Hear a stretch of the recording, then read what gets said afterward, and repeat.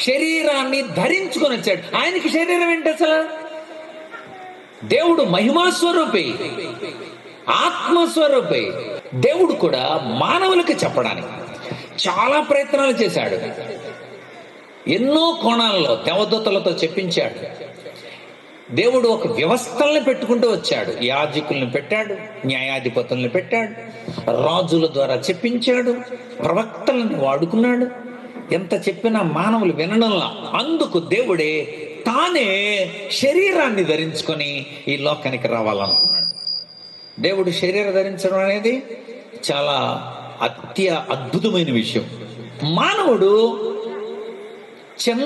చంద్రమండలం మీదకి వెళ్ళటం గొప్పతనం కాదు, పక్కన ఒక ఉపగ్రహమైన చంద్రమండలం మీదకి వెళ్ళటం గొప్పతనం కాదు. కానీ మహాకాశాలు పట్టని దేవుడు భూమి మీదకి చిన్న శిశువుగా దిగిరావటం అనేది ప్రపంచంలోనే అత్యద్భుతమైన వింత అని చెప్పాడు. Happy Christmas.